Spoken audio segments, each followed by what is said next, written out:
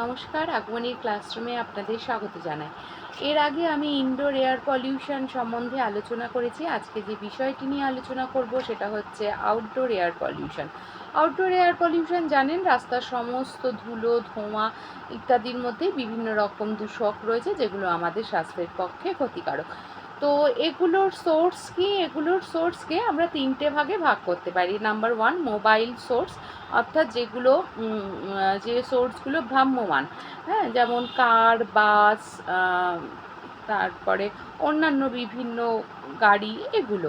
Number two হচ্ছে stationery source, অর্থাৎ ধরুন বিভিন্ন ইন্ডাস্ট্রি, পাওয়ার প্ল্যান্ট, এইগুলো। হ্যাঁ, আর নাম্বার থ্রি হচ্ছে এরিয়া সোর্স। এরিয়া সোর্স কি না, একটা নির্দিষ্ট স্পেসিফিক জায়গাতেই কেবল ওই পলিউশনটা ঘটে।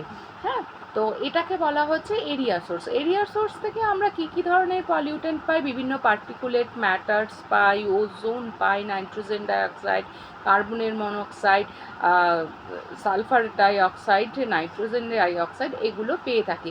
তার কারণ হচ্ছে এরিয়া সোর্সটা হচ্ছে প্রধানত তৈরি হয় যে এগ্রিকালচারাল ফিল্ড বা এগ্রিকালচারাল এরিয়া, আর হচ্ছে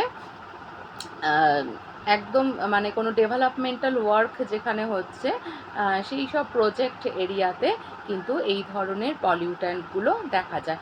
তো আজকের এই এয়ার পলিউশনের বিষয়টা যদি ভালো লেগে থাকে, লাইক, কমেন্ট, শেয়ার করবেন, আর অবশ্যই সাবস্ক্রাইব করে দেখবেন।